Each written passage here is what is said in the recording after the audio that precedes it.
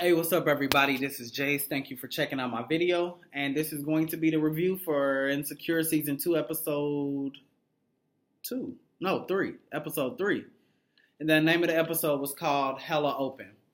Alright, I'm going to just go on out and say that the episode was cool, but it definitely wasn't as eventful as the previous 2 weeks.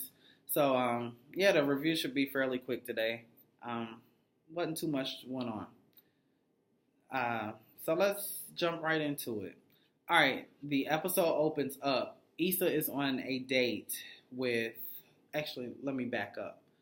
Issa, well, I guess it is a date. She's on her Tinder date. I'm assuming this is the guy who she texts "Let's fuck." So she's over at this guy's apartment, and the character is actually played by Luke James, fine ass. Y'all remember Luke James? If you don't know him, you probably seen him in that New Edition biopic on BET. He played Johnny Gill. Chocolate fine ass. Anyway, she's sitting on his couch, and, he's trying to make out with her and shit, and pretty much get this shit popping because she's over there to fuck, right? So every time he touches Issa, this bitch starts laughing, and he's like, what the fuck is going on with you? Like, what's up? And she just being typical awkward ass Issa, cracking up laughing. And you could tell that she's uncomfortable. And, she kind of wrote a check that her ass couldn't cash.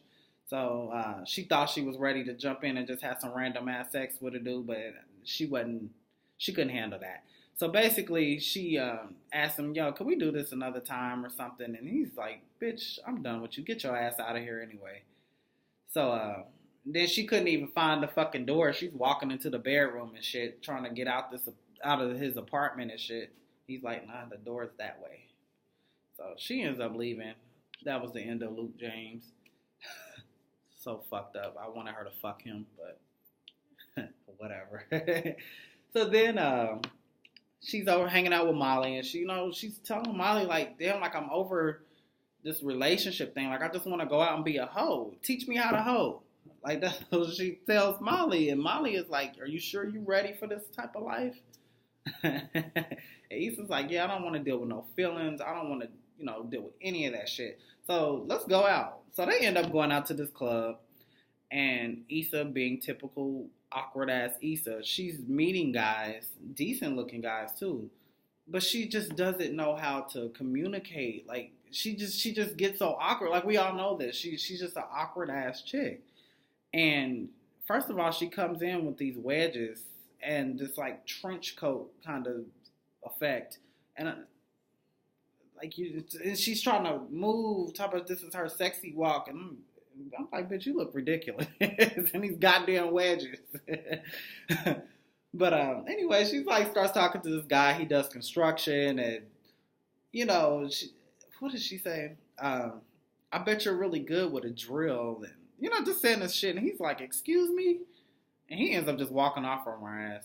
Then she's talking to another guy. And he basically is like, yo, I'm over here just running interference while my homeboy talks to Molly. So Molly's over there having a conversation with this good-looking guy, which we're going to get to him in a second. But he's like, yeah, I'm just running interference. So, I ain't feeling you. But do you got other friends? Like, who the fuck says that? But, hey, I respect people when they're blunt and shit, because I don't like to beat around the bush either. So, stop wasting her fucking time, and, yeah. So then Molly's having this conversation, like I said, with this guy's friend. He seems really, he actually is really professional. He said he was a marketing consultant. Really professional. Seems like an older guy, mature, has his shit together. And, he asked Molly out, actually asked Molly for her phone number. She slides him a business card. He's like, oh, you gonna give me that old business card shit? She's like, well, if you want to holler at me, then this is your only option, buddy. So he ends up hitting her up, and they go on a date, and they go out for brunch, which, I mean, she looked absolutely gorgeous, too, by the way, on her date. She had on, like, this little green dress. I had a slit up the thigh, like, she looked really cute. So the whole time they're on the date, like they're talking about relationships and shit and kids and families and stuff like that. And the guy's like, oh yeah, like I like kids too. You like kids? Like they're having that whole conversation. But then and I think this is where Molly kind of, like it was cool, but it kind of threw her off a little bit. Or I guess I should say it kind of went down after this. He said, don't you wish you could just skip that whole dating phase and just go into that whole marriage and kids and, that whole happily ever after? And Molly was like, yeah, like, but once she thought about that shit, she realized, like that's really not what I want right now. I don't know. I'm still trying to figure out Molly, and I guess that's what I was hoping we were going to get through with her therapist. But come to find out, she done fired the damn therapist. So, we need to find out what the root of Molly's issues are with men. Like, I'm just not understanding what she's looking for and what she wants to do. I know she's on this whole thing where she's trying to, focus on herself and shit like that, because last season she was kind of hoeing. But, yeah, so we're going to see. But she wasn't really feeling this guy, So then after this date, and I think this is actually what solidified those feelings, she's at a cupcake shop, and she runs into one of her homeboys, and he's there with his girlfriend. And, they just look like the perfect couple. They're happy. They're making kind of, sexual innuendos to each other and shit like that. So she leaves there, and then she's talking to Issa about it. And she's like, yeah, like, I just didn't feel that connection. And he's going, and the guy that she was on the date with, I don't even know if they mentioned his name. But the guy that she was on the date with, she said, yeah, he's just going through those typical motions of, trying to get to know me and get to the family and all of that shit. And she's like, I just don't think I'm ready for that. And Issa told her, was like, shit, it actually sounded like how you used to be. And Molly was like, well, I guess so. Is that what you really think?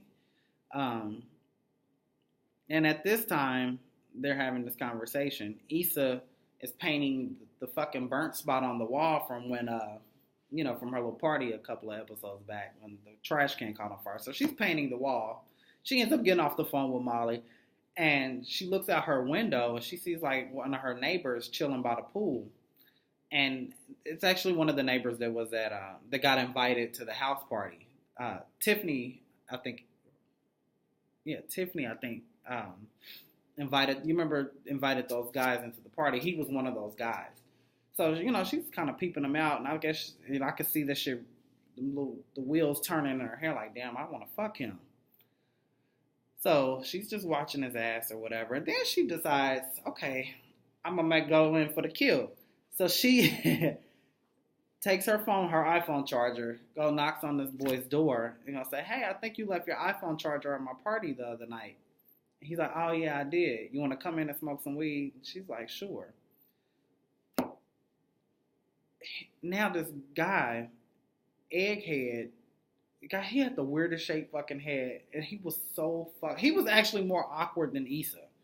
He's sitting there watching Gossip Girls or some shit on Netflix, and talking about, yeah, these white people are really on their game and shit like that. And Issa looking at him like, what the fuck are you talking about? Like, I don't even give a fuck about that. First of all, I just want to fuck anyway. But then you're talking some dumb shit over here, talking about these white people are on their shit. Whatever. Maybe he was just high. That's what I'm going to just chuck that up to. Maybe he was just high. He was acting stupid. But Issa goes in the bathroom and does one of her raps talking about, go for it, ho. Do you want the dick or no? Like, it was a fucking hilarious ass rap. I didn't do it any justice, but basically, she, how she does her little hype raps. She tries to hype herself up in situations. So she was basically saying, yo, let's go get this dick. It is what it is. So she's on the couch. She goes in for it, tries to kiss the dude, fucking smacks him right in the face. And he's like, oh, yeah, it's cool. I like it rough anyway. So then they start kissing and shit. She takes off her shirt. He's trying to take off his shirt. She's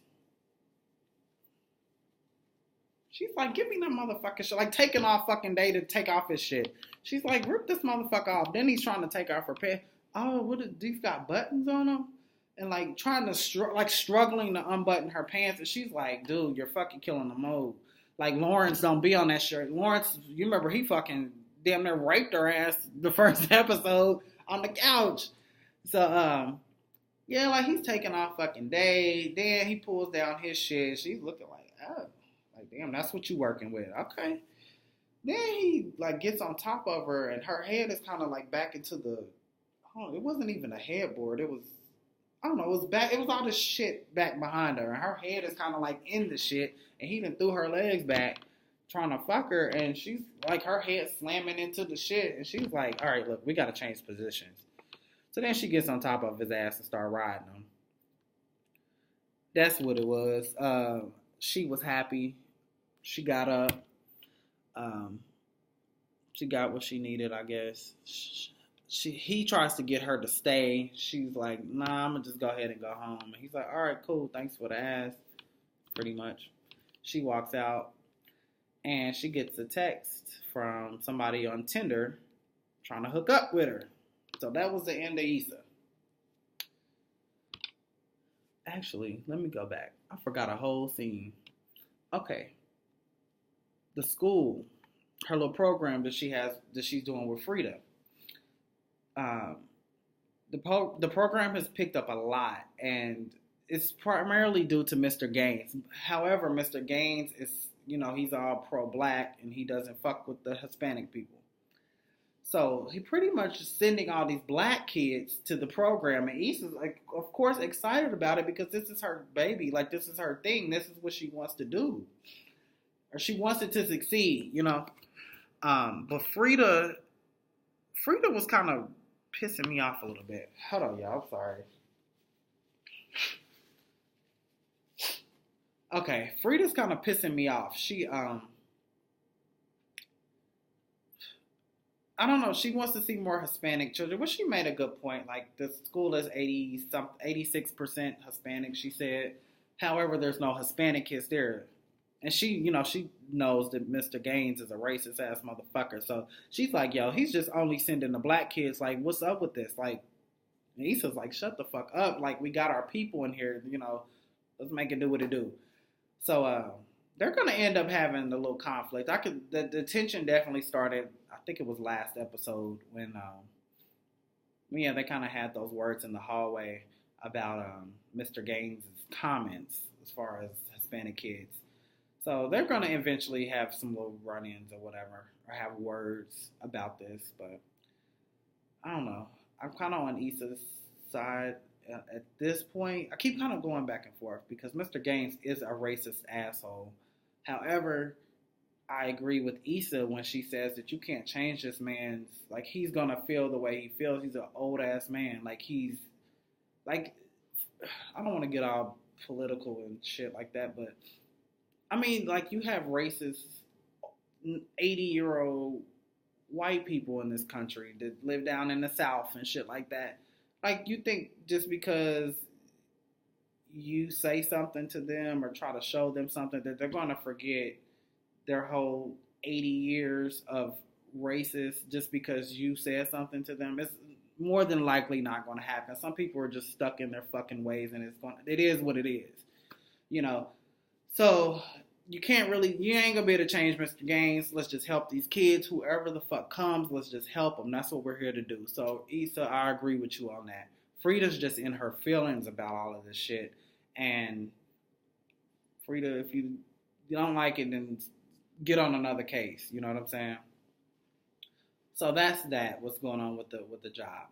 Let's get to Lawrence and Tasha. Their scene was kind of boring too. When they come into the episode, they're laying in the bed watching TV. Tasha's so obsessed with whatever she's watching on TV, and she's also concerned about this barbecue and shit, and who's making what for the barbecue, and stressing the fuck out. Lawrence is trying to like rub on her and kiss on her and pretty much fuck her. And she just was not having it because she was just in a different headspace as far as what the fuck was on TV and shit like that. So then he actually decides to go to this barbecue with her. However, when he gets there, it's I guess he came to the realization that he wasn't really ready for the whole family thing, and they're supposed to just be kicking it. like she's like, oh, let me introduce you to my uncle, my play uncle and shit. And then the cousin is like, oh, what's up? Come help me with these speakers. And he's talking about calling him some kind of nigga and shit. And like, it was just a lot all at once. All these kids running around, and Tasha's trying to get him to help her old auntie in a wheelchair out the van. And he's just like, whoa. Like this is too much. So his coworkers had invited him to some kind of social, I guess that happens weekly or whatever. So he decides, like, they send him a text like, hey, are you going to be able to come? And he's like looking around like, this is some chaotic bullshit at this barbecue that I don't feel like dealing with. So he tells Tasha, like, yo, like, I got to go do some work shit. And he pretty much bails out on her and goes to hang out with these friends. So ends up missing the whole barbecue because he's busy drinking and shit with these coworkers. And Tasha calls him. It's night. The barbecue's over. They done cleaned up everything at the park. And she's like, yo, what the fuck happened to you? Where the fuck you been at? You said you was just going to do some work shit and you was going to be right back. And he's like, yo, I just got started drinking and I lost track of time. And he's like, no, let me just be honest with you. Like, I'm not ready for this. I'm not ready for nothing serious. I'm not ready for family reunions and all that shit yet. So, yeah, that was just a little too much for me. And she's like, cut the bullshit. Like, quit acting like you give a fuck about what I want because you don't. You keep apologizing for this shit. You don't mean shit. And she's like, you know what? Fuck you. You a fuck boy. He's like, what are you talking about, Tasha? She's like, no, you know what? You worse than a fuck boy. You a fuck boy who thinks he's a good guy. Like, that's the worst type of fuck boy you could be. And she was like, fuck you, motherfucker, don't call me. I'm done with your motherfucking ass. Like, I knew what this shit was, but you fucking just embarrassed me because my people looking like, where the fuck is Lawrence at, or where did he go? He just fucking disappeared, so you just embarrassed the shit out of me. I'm done playing games with your motherfucking ass. Get the fuck on. I'm done with you. So that's probably the end of Tasha, hopefully. Which I needed to be the end of Tasha because I'm getting sick of her ass anyway. Even though what she said was true, like, I just don't like her because I don't want Lawrence to be with her. I'm petty as fuck, but yeah, I just don't want him to be with her. So I'm ready for her ass to get gone. So yeah, that was pretty much it that happened. I think I got everything. Molly, I think I did forget to mention. Molly, I think she's going to be going to Chicago in a couple weeks or so to help out her colleague. I can never remember that woman's name. But she's going to Chicago soon, I guess, to help out on the case. And she's trying to make her way, I guess, between both offices. Yeah, that was pretty much it, y'all. Wasn't too much happened. But go ahead, like, subscribe.